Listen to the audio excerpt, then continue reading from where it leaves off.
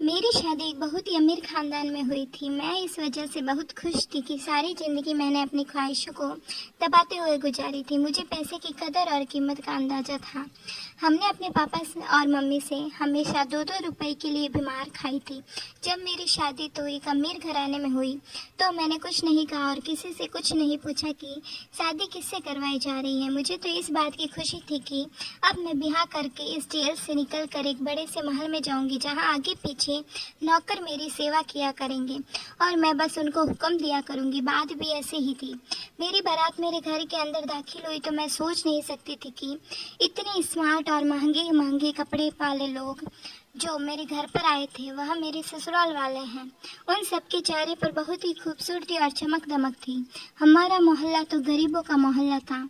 हमने तो मेकअप भी सस्ता वाला करा रखा था, लेकिन जब यह लोग मुझे ब्याह कर अपने घर ले गए, मैं उस घर को तो देखते ही रह गई। घर क्या था, राजा महाराजाओं जैसा महल था। दुनिया जहान की रोशनी और खूबसूरती उस महल में बिखरी पड़ी थी। मुझे लगा मैं किसी नई दुनिया में आ गई हूँ। अब घर में आने के बाद मुझे सबसे पहले अपने पति को देखने की जल्दी थी, क्योंकि मेरी माँ और पापा ने मुझे मेरे पति की फोटो भी नहीं दिखाई थी। बस कहा था कि तुम हमारी अच्छी बेटी हो और अच्छी बेटियां अपने पति को देखने की जिद नहीं करती। हालांकि लड़कियों को यह हक है कि वह अपने पति होने वाले पति को देखें, पर मेरे माँ बाबा ने यह हक भी मुझसे छीन लिया था। जब मैं अपने ससुराल में दाखिल हुई तो मेरा स्वागत मेरे पति की बजाय मेरी सास ने किया था, और मुझे मेरे पति के कमरे में बिठाने के बजाय मेरी सास के कमरे में ही बिठा दिया गया था। मैं समझी थी कि शायद उन लोगों ने कोई रस्म करना होगा। फिर कुछ और लड़कियां उस कमरे में आई, छोटी मोटी रस्में की, पर मेरे पति ने चेहरे से सेहरा नहीं हटाया। मैं तो खुद नजरें झुकाकर बैठी हुई थी। मैं अपने पति को उस वक्त नहीं देख सकती थी, पर मैं किस्मत की मारी, मुझे क्या पता था कि अब मेरी मुश्किलों का दौर शुरू हो चुका है। सब लड़कियों के कमरे से जाने के बाद मैं उम्मीद कर रही थी कि मेरी सास मुझे उठाकर मेरे शौहर के कमरे में ले जाएगी, मगर ऐसा कुछ भी नहीं हुआ। वह कमरे को बाहर से बंद करके चली गई।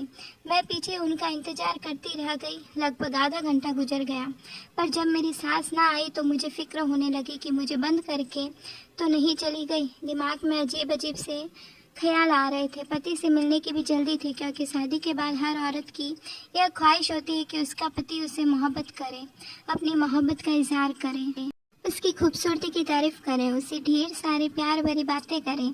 यहाँ तो कोई ऐसा कुछ भी नहीं हो रहा था। बैठे बैठे मेरी कमर अकड़ने लगी थी। इससे पहले कि मैं बेड से उठकर दरवाजे तक जाती, कमरे का दरवाजा जोर से खुला और मेरी सास किसी तूफान की तरह कमरे के अंदर दाखिल हुई। लेकिन हैरत है उस वक्त हुई जब उन्होंने कमरे को अंदर से कुंडी लगा दी। यह काम तो मेरे पति का होता है, मैं दिल में सोचने लगी। मैंने नजरें उठाकर अपनी सास की तरफ देखा तो मेरे करीब आकर बैठ चुकी थी। मेरे साथ मुझे बहुत ही गौर से देख रही थी। फिर थोड़ी देर बाद मेरी सास मुझसे बोली, बेटा, मैं अच्छी तरह जानती हूँ कि तुम्हारे मन में क्या चल रहा है। तुम यही सोच रही हो कि मेरा पति कमरे में अब तक क्यों नहीं आया और मेरी सास बार बार कमरे में क्यों आती जाती है और तुम एक कमरे में बंद कर देती है।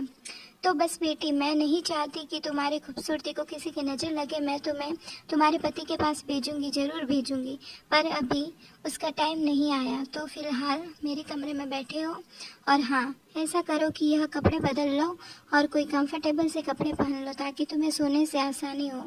मेरी सास बहुत अच्छी थी। उनके चेहरे से ही शराफत नजर आ रही थी। पूजा पाठ में भी बहुत ज़्यादा विश्वास रखने वाली थी। मुझे भी खुशी हुई कि चलो अच्छी बात है कि मेरी सास बहुत ज़्यादा मॉडर्न भी नहीं है, क्योंकि मैं खुद सीधी सादी और गरीब सी लड़की थी। इस मॉडर्न घर में आने से मेरी ज़िंदगी में मुश्किलें शुरू हो जाती। वैसे भी मुझे अब तक फैशन करना, मेकअप करना तक नहीं आता था। ना खामोशी से बैठी रह गई। मैंने कपड़े बदल लिए और फिर थोड़ी देर भगवान के सामने खड़ी होकर अपने मन की तसल्ली की, भगवान की पूजा की। पूजा खत्म करने के बाद मैं बेड पर आकर लेट गई और फिर पता नहीं मुझे कब नींद आ गई। मैं सो गई। जब मेरी आँख खुली तो मैंने अपनी सास के कमरे में ही थी। मुझे बुरा नहीं लगा था कि मेरी सास मेरा इतना ख्याल रख रही थी, इसलिए फिर मैं बुरा क्यों नहीं मानती। मेरी सास में आकर मुझे हरे रंग का एक जोड़ा पहना दिया। कहने लगी, यह पहन लो, मैंने तुम्हें मेहमानों से मिलवाना है। अब दिन का वक्त हो गया है, तुम अपने पति को बाद में देख लेना, फिलहाल इस वक्त मेहमानों से मिलना है तुम्हें। मेहमान तुम्हें देखने आ रहे हैं, हमें बलिया भी तो करना है। मैं खुश हो गई। मैंने अच्छी तरह से कपड़े पहनकर खुद को तैयार कर लिया और तो मिलने के लिए मुझसे बारी बारी आने लगी। खानदान की नई सदस्य थी, इसलिए मुझसे मिलने के लिए बहुत सारे लोग आए थे। पर जो भी मुझे देखता वह बड़ी अजीब नज़रों से देखता और घूरता ही चला जाता। यह ऋतिक की बीवी है। हर मिलने वाली औरत अजीब समूह बनाकर यह बात ज़रूर कहती कि यह ऋतिक की बीवी है। सारी मेहमान औरतें मुझे मुंह मोड़कर ऐसे देखती है जैसे कोई अजूबा हूँ मैं। लोगों की नज़रों का मतलब नहीं समझ पा रही थी कि आखिर वो सब ऐसा क्यों कर रही है, पर मुझे मुड़ मुड़ कर क्यों देखती है। लेकिन एक बात अजीब थी कि किसी ने भी मेरे पति ऋतिक का जिक्र नहीं किया, ना ही ऋतिक के बारे में कुछ पूछा। सबकी नज़रों का निशाना मैं ही बनी हुई थी। सबकी निगाहों में मैंने अपने लिए तरस देखा था। मुझे देखने आने वाली हर औरत मुझसे यह ज़रूर कहती कि भगवान तुम पर दया करे और तुम्हारी ज़िंदगी को आसान करे। मुझे बहुत अजीब लगता क्योंकि मेरे ससुराल वाले बहुत ही अच्छे लोग थे। उन्होंने मेरे साथ अब तक कुछ भी गलत नहीं किया था, बल्कि मुझे हाथों हाथ ही लिया था। मुझे यह महसूस ही नहीं होने दिया था कि मैं किसी गरीब घर से आई हूँ। लेकिन मुझे क्या पता था कि यह हमदर्दी मेरी गरीबी की वजह से नहीं, बल्कि मेरी बदनसीबी की वजह से सब लोग दिखा रहे थे। थोड़ी देर बाद मेरी सास मुझे कमरे में बिठाकर बाहर चली गई। अभी तक मैंने अपने पति को नहीं देखा था। जब मेरी सास मुझे कमरे में छोड़कर जाने लगी तो मैंने उन्हें रोक दिया और मेरी सास मुस्कुरा पड़ी और मेरा हल्के से कान खींचते हुए बोली, मुझे पता है तुम बोली मैं क्या कह रही हो, क्योंकि तुम्हें ऋतिक को देखना है ना, इसीलिए। लेकिन बहू रानी, ऋतिक का दीदार करना इतना आसान नहीं है। ऋतिक का दीदार करने के लिए, उसका चेहरा देखने के लिए तुम्हें बहुत सारे इम्तिहानों से गुजरना पड़ेगा। बहुत सारे इम्तिहान तुम्हें पास करने पड़ेंगे, तब कहीं जाकर तुम अपने पति यानी ऋतिक को देख सकती हो। कैसे इम्तिहान? मैं एकदम घबरा गई और पूछ बैठी। तो मेरी सास बोली, पहले तुम्हें खुद को ऋतिक के काबिल बनाना होगा, ऋतिक के काबिल बनाना होगा। अगर मैं ऋतिक के काबिल नहीं थी तो उन्होंने मुझसे शादी क्यों कराई? मेरी जुबान पर शिकायत आ गई। अब जाहिर है इतनी देर से आंखों में चोली चल रही है। मेरा हक तो बनता था कि मैं अपने पति के बारे में अपनी सास से सवाल कर सकूं। मेरी सास मेरी बात सुनकर सास कानों को हाथ लगाकर बोली, पति से मिलने के लिए इतनी जल्दी? हमारे ज़माने में तो लड़कियां इतना शर्माती थी कि जब कोई रिश्ता लेने के लिए उनके घर आता था तो वह सामने ही नहीं आती थी और फिर पति से हफ्ता हफ्ता नजरें नहीं मिला पाती थी। पर आजकल की लड़कियां, उन्हें तो पति से बातें करने का बड़ा शौक होता है। मेरी सास की सोच बहुत ही पुराने ज़माने की थी। मैंने खामोश रहना ही अच्छा समझा। चलो, आखिर अपने बेटे को कितने दिन तक मुझसे दूर रखेंगे? वह भी मुझसे मिलने के लिए बेचैन नहीं होंगे, क्योंकि जब मर्द शादी करता है तो बीवी से मिलने का दिल उसका भी करता है। मैं अकेली तो नहीं तड़प रही थी इस आग में। मैं यही सोचकर खामोश हो गई, लेकिन मेरे पति की तरफ से किसी भी तरह का कोई जल्दबाजी दिखाई नहीं दे रही थी। कहीं से भी कोई आसार नज़र नहीं आ रहा था, क्योंकि नहीं मुझसे मिलने की जल्दी है। इसी तरह से पूरा दिन गुजर गया, यहाँ तक कि दोबारा रात हो गई। अब तो मेरा प्यारा गर्म होने लगा। मेरी सास फिर वही पुराने ज़माने की बातें लेकर बैठ गई थी। अरे अजीब बेशर्म लड़की हो तुम, बहुत जल्दी है अपने पति को कमरे में जाने की, वह भी शादी के दूसरे ही दिन। मेरी बातों को मेरी सास ने बहुत ही अजीबोगरीब बना दिया था कि मेरा दिल ही उठ गया। अच्छा चलो एक काम करते हैं, मेरी सास ने मुझे अपने पास बुलाते हुए कहा। क्या काम? मैंने सवालिया नज़रों से उनकी तरफ देखा। बेटा, जब तुम्हारा पति तुमसे मिलने के लिए आए तो तुम दोनों के बीच में एक पर्दा होना चाहिए। कम से कम 7 दिन तक तुम्हें सुबह सवेरे उठकर आरती करनी होगी और सोने से पहले भी भगवान की पूजा करनी होगी। हमारे जो पंडित जी हैं उन्होंने यही कहा है कि 7 दिन तक तुम्हें यह विधि करनी होगी और इससे पहले तुम अपने पति का चेहरा नहीं देख सकती।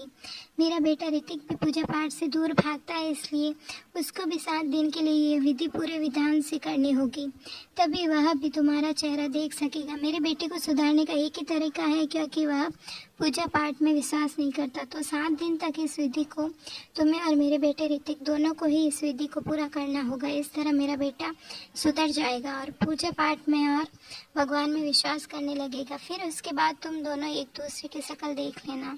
मैं अपनी सास की बात सुनकर चुप हो गई थी, लेकिन मुझे दिल में खुशी हुई थी कि सास का रवैया मेरे साथ अच्छा था। वह बस यह चाहती थी कि हमारे रिश्ते में भगवान जी की कृपा बनी रहे, एक दूसरे से लड़ाई झगड़ा ना करें। इसलिए मुझे पहले पूजा पाठ का पाबंद बनाना चाहिए था। मुझे अपनी सास की इस सोच पर खुशी हुई थी। मैंने कहा ठीक है, आज से ही मैं यह विधि विधान करना शुरू करूँगी। फिर उसी समय से ना भगवान जी की पूजा पाठ में लग गई। मेरी लगन देखकर मेरी सास बहुत खुश होती, कहती तो बहुत अच्छी लड़की हो, भगवान तुम्हारी उम्र लंबी करे और मेरे बेटे ऋतिक के लिए तुमने दिल में मोहब्बत पैदा करे। अब मैं अपनी सास को क्या बताती कि ऋतिक के लिए मेरी मोहब्बत हो उसी समय शुरू हो गई थी जब मैंने ऋतिक के साथ फेरे लिए थे। अभी एक ही दिन गुजरा था कि मेरी सास से कमरे में आई और कहने लगी कि बेटा, पंडित जी ने कहा है कि तुम्हें दिन में 2 बार नहीं बल्कि 5 बार पूजा पाठ करने पड़ेंगे। अरे अभी तो तुमने एक ही बार सुबह की पूजा की थी, तो तुम अपने पति से मिल नहीं सकती। मैं उदास हो गई, लेकिन फिर मैंने सोचा चलो कोई बात नहीं, मैं अपने पति के लिए दिन में 5 बार भी पूजा कर सकती हूँ। इसी तरह अगला दिन भी गुजर गया। अगले दिन मैंने पूरी 4 टाइम पूजा की थी। सोने से पहले भगवान की पूजा करना रह गया था। मैं बहुत खुश थी कि चलो कम से कम मैं अपने पति से मिल सकूंगी, क्योंकि मेरी सास ने कहा था कि 7 दिन से पहले पति का चेहरा नहीं देखना। लेकिन अगर तुम पूरी लगन से पूजा करती हो तो सिर्फ पति को देखे बिना उससे मिल सकती हो। मैंने सोचा था चलो कोई बात नहीं, पति की आवाज़ तो सुन सकती हूँ, अगर पति का चेहरा नहीं देख सकती तो मैं उससे कम से कम बात तो कर सकती हूँ।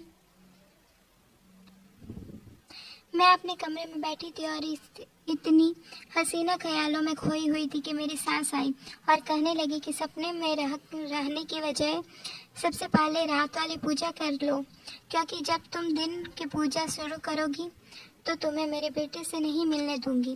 वह अपने रात में एक सफ़ेद कलर का दुपट्टा लेकर आई थी।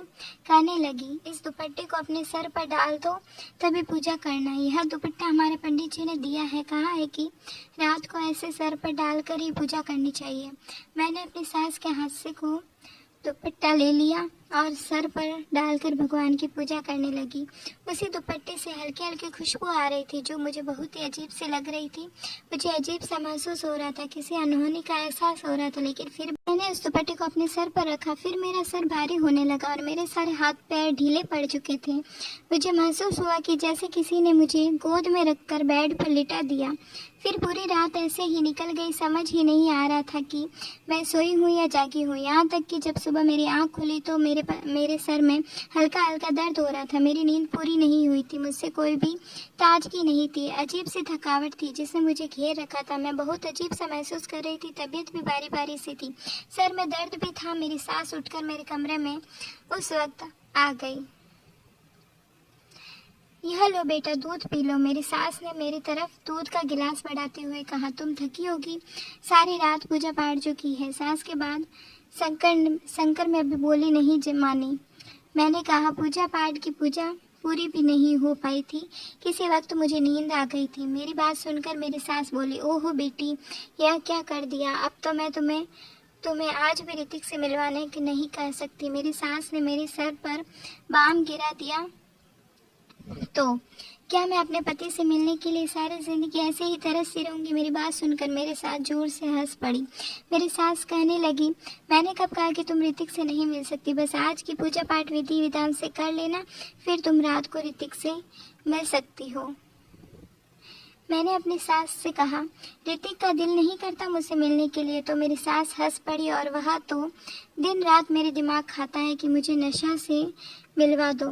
लेकिन नहीं बेटी, जब तुम दोनों पूजा पाठ पूरी विधान से नहीं कर लेते, मैं तुम्हें एक दूसरे से मिलने नहीं दे सकती। सास की बात सुनकर मैं खामोश हो गई। आज तो मेरा पूजा पाठ करने का दिल ही नहीं कर रहा था, क्योंकि 3 दिन हो गए थे मैंने अपने पति को नहीं देखा था। पर फिर एक अजीब सी सिलसिला शुरू हो गया। मैं दिन में 4 बार पूजा करती, लेकिन रात को पूजा के बाद सास मेरे कमरे में आती और कहने की, बेटी आज मैं तुम्हारे लिए फला चीज़ खाने के लिए लाई हूँ, या तुम खा लो। मैं वह चीज़ खा लेती और उसे खाते ही मुझे उस वक्त नींद आ जाती। मेरी सास कभी खजूर लेकर आ जाते, तो कभी दूध की प्याली, तो कभी खीर, तो कभी शरबत। सास की लाई हुई चीज़ों को खाते ही मंद नींद के आगोश में चली जाती। फिर पूरी रात सोई रहती, ना जागती रहती। बस ये ऐसा लगता था कि मेरे पास कोई है, किसी को अपने आगोश में महसूस करती थी। लेकिन एक रात मैंने सोच लिया था कि मैं सच्चाई जान कर रहूँगी। फिर रात को मेरे पास कौन होता है और मेरी सास मुझसे सुलाने वाली चीज़ क्यों खिला देती है। रात होते ही जैसे ही मेरी सास मेरे पास आई और कहने लगी, बेटा मैं तुम्हारे लिए ये जूस लेकर आई हूँ, इसे पी लो, तुम्हें ताकत मिलेगी। देखो दिन पर दिन कैसे कमज़ोर होती जा रही हो। मैंने जो उसकी तरफ देखा भी नहीं और अपनी सास से बोली, नहीं माँ जी, आज जूस पीने का बिल्कुल भी मन नहीं कर रहा, आप इसे वापस ले जाइए। बारात वाली पूजा करने जाती हूँ। मैं तब लगभग एक हफ्ते से कोशिश कर रही थी कि रात वाली पूजा को पूरा कर लूँ, लेकिन मैं रात वाली पूजा कर ही नहीं पाती थी। इससे पहले ही मुझे नींद आ जाती थी। इसलिए आज मैंने सोच लिया था कि कुछ भी नहीं खाऊंगी पीऊंगी और बस पूजा पूरी करूंगी। मेरे साथ मुझे तुम करते हुए बोली, कोई बात नहीं, पूजा भी कर लेना, लेकिन पहले ये जूस पी लो। लेकिन मैंने अपनी सास को कह दिया कि मुझे जूस नहीं पीना। मेरे तेवर देखकर मेरी सास मुझे छोड़कर चली गई।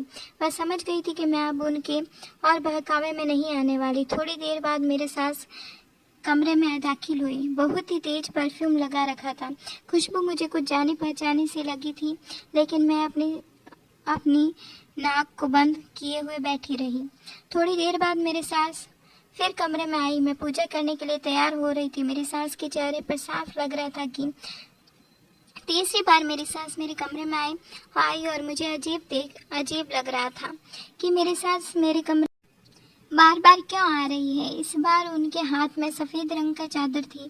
कहने लगी, बहू मैंने तुमसे कितनी बार कहा है कि पूजा करते वक्त यह सफ़ेद चादर ओढ़ लिया करो। यह लो, मैं तुम्हारे लिए नई चादर लेकर आई हूँ, उसे ओढ़ लो। मैंने सोचा कि आखिर चादर ओढ़ते में क्या हर्ज है। मैंने अपनी सास के हाथ से वह चादर लेकर अपने सर पर डाल ली और फिर मेरे साथ वही हुआ जो बिल्कुल नहीं चाहती थी। चादर ओढ़ते ही मेरे ऊपर बेहोशी सवार होने लगी, नींद आने लगी और फिर मैं सो गई। इस कदर गहरी नींद की जब मेरी आँख खुली तो सुबह के लगभग 8 बज रहे थे। मुझे लेटा उठना बिल्कुल पसंद नहीं था, लेकिन फिर भी आज मैं लेट उठी थी। लेकिन इतना लेट उठने के बावजूद भी मेरा मूड बिल्कुल ख़राब नहीं था, बल्कि बहुत अच्छा था, क्योंकि मुझे पता था कि अब आगे मुझे क्या करना है, मेरा अगला कदम क्या होगा। अपनी सास की चालाकियों से मैंने कैसे बचकर बाहर निकलना है। मैंने सोच लिया था कि मैं अब यह पर्दाफाश करके ही रहूँगी, तो मैंने ऐसा ही किया। रात का वक्त हो गया था। रात होते ही मेरे साथ आवाजाही मेरे कमरे में बढ़ने लगी। मैंने बिस्तर पर तकिया रखा और लेट गई। मैंने सोने का नाटक करना था। मेरी सास मुझे रोज किसी न किसी बहाने सुला देती थी। आज मैं खुद ही सो गई। अपनी सास को दिखा दिया कि मैं सो चुकी हूँ। अभी लगभग 10 मिनट गुजरती मुझे सास का नाटक करते हुए कि कमरे में अंदर हलचल महसूस हुई। मेरे कमरे का दरवाज़ा खुला, फिर कुंडी लगाने की आवाज़ आई। किसी के भारी कदमों की आवाज़ मेरे कानों पर पड़ रही थी, पर मैं आंखें खोलकर देख नहीं सकती थी। फिर मैंने देखा कोई धीरे धीरे चलते हुए मेरे करीब आया है। यह कोई मर्दाना कदम थे जो मुझे महसूस हो रहे थे। तभी मेरे कान एकदम से खड़े हो गए थे, क्योंकि किसी ने मुझे छुआ था। मुझे बर्दाश्त नहीं हुआ। मैंने अपनी आंखें खोलकर सामने जो देखा कि काबिले बर्दाश्त था। सामने खड़े इंसान को देखकर मेरे सर पर आसमान गिर पड़ा था कि मेरे साथ इतना बड़ा धोखा कैसे कर सकती है। मेरी आंखों से टप टप आंसू बहने लगे। मैंने शादी के बारे में क्या क्या सोचा था और मेरे साथ क्या हो गया। भगवान, मैं कहाँ फंस गई हूँ। मेरे दिल में सोचा। मेरे दिल की धड़कनें तेज हो चुकी थी। मैं बेड से उतर कर किसी बात की परवाह न करते हुए कमरे से भागी और भागती हुई बाहर आ गई। सास ने मुझे देखा तो वह हक्का बक्का रह गई। उसके चेहरे का रंग पीला पड़ गया था। मचलती हुई अपनी सास से बोली, आपने मेरे साथ इतना बड़ा धोखा क्यों किया? आपको शर्म नहीं आई? अगर मेरी जगह आपकी बेटी होती तब आप क्या करती? मेरी आंखों से लगातार आंसू बह जा रहे थे। आपने अपनी औलाद पैदा करने के लिए यह सब कुछ किया। मैं सोच भी नहीं सकती थी कि आप लोग इतना नीचे गिर जाएंगे, इतने घटिया निकलेंगे। मेरी बात सुनकर मेरी सास मेरे पास आई और मेरे हाथों को थामते हुए कहने लगी, बेटी भगवान के लिए ऐसी बातें ना करो। मैंने तुम्हारा चेकअप करवाया है। तुम थकी थकी से रहती हो, तुम्हें चक्कर आते थे, तुम्हें याद है ना, उस दिन हमारे घर एक दाई आई थी, उसी ने तुम्हारा चेकअप किया था। उसने बताया कि तुम उम्मीद से हो मेरे साथ में मेरे सिर पर एक और बम फोड़ दिया। यह क्या कह रही है? आपने अपने तो कहा था कि मेरे बेटे से मिलने के लिए तुम्हें ना जाने क्या क्या इम्तिहान पास करने पड़ेंगे, फिर मैं पेट से कैसे हो सकती हूँ? आप यह कैसे कह सकती हो कि मैं आपके बेटे के बच्चे की माँ बनने वाली हूँ? आपको एहसास भी है आप क्या कह रही हो? मेरे साथ मेरी बात सुनकर सर झुकाकर बोले, बेटी मैं क्या करती, मैं मजबूर थी। औलाद की खुशी किसे नहीं चाहिए होती है। अगर मैंने उसके लिए थोड़ी सी हेरा फेरी कर ली तो मुझे माफ़ कर दो। मैं और कुछ भी नहीं कर सकती थी। एक माँ होने के नाते मुझे अपनी भलाई भी सोचनी थी और अपनी बेटी की खुशी भी सोचनी थी। मैंने अपनी सास की कोई बात नहीं सुनी। सास मेरी विनती करती रही थी कि अब तो तुम्हारी कोख में हमारा पोता है, हमारी औलाद है, तो थाम लिया। कहने लगी, बेटा हमें माफ़ कर दो, हम मजबूर थे। तुम्हें तो पता है कि बेटियों के माँ बाप हमेशा कितने मजबूर होते हैं। इतने बड़े धोखे के बाद मैं इस घर में रहती, यह मुझे बिल्कुल भी गवारा नहीं था। मैंने अपने आप को कमरे में बंद कर लिया और अपना सामान पैक करने लगी। फिर सीधा अपने माँ बापा के घर आ गई। माँ बापा को भी मैंने सारी कहानी सुनाई। मेरी माँ मेरी बात सुनकर हक्का बक्का रह गई। बोली, बेटी हमें माफ़ कर दो, हमें यह सब नहीं पता था, लेकिन हमने तुम्हें यह बात जानबूझकर नहीं बताई थी। मैंने सोचा भी नहीं था कि मेरी माँ मेरे साथ ऐसा कर सकती है। मैंने कहा, आप लोग तो मेरे अपने थे, फिर आप लोगों ने मेरे साथ इतना बड़ा धोखा क्या किया? अपनी माँ की बात सुनकर मची कपड़े में बोली, आप मजबूर नहीं थे, आप लालची थे। मेरी बात सुनकर मेरी मजारों पता रोने लगी। अब मुझे उनको भी इस तरह से कहना अच्छा नहीं लग रहा था, लेकिन मैं क्या करती, क्योंकि उन्होंने मेरे साथ बहुत बड़ा धोखा किया था। और हो गया, घर के दरवाजों पर दस्तक हुई। घर के बाहर खड़ी हुई थी। उसका होलिया देखकर लग रहा था कि वह भी अपने पति से लड़कर आई है। यह सब देखते ही मेरा दिल बैठने लगा। मैंने कहा, तुम भी अपने घर में सुकून से नहीं हो? तुमको सुकून नहीं है, मुझे कैसे हो सकता है? तो तुम्हारी शादी तो बड़े घर में हुई है, फिर भी खुश नहीं हो तुम? हमारे घर में रुपए पैसों की तंगी थी, रोज घर में लड़ाई झगड़े होते थे। मेरा पति मुझे मारता पीटता है, एक वक्त की रोटी के लिए भी हम लोग तरस जाते हैं। अब हम दोनों बहनें अपने माता पिता के घर बैठ गए थे। मुझे लगने लगा कि माँ बाप जुल्म कर रही हूँ। रात को सोने के लिए लेटकर तो वही वाला मंजर मेरी आंखों के सामने घूमने लगा। जब मेरे कमरे में कोई आया था और मैं चीख कर अपनी सास के पास पहुंची थी। मेरे कमरे में आने वाला कोई और नहीं बल्कि मेरा पति था। मेरा पति इतना कुरूप था कि उसकी शक्ल देखते ही मेरे सर पर आसमान गिर पड़ा था। पता नहीं मेरा पति जन्म से ही इतना बदसूरत था, फिर बाद में किसी दुर्घटना में ऐसा हुआ था, लेकिन जो भी हुआ था बहुत ज़्यादा बदसूरत था। यही सब सोचते सोचते मेरा दिल घबराने लगा। मैं एक कदम से उठकर बैठ गई।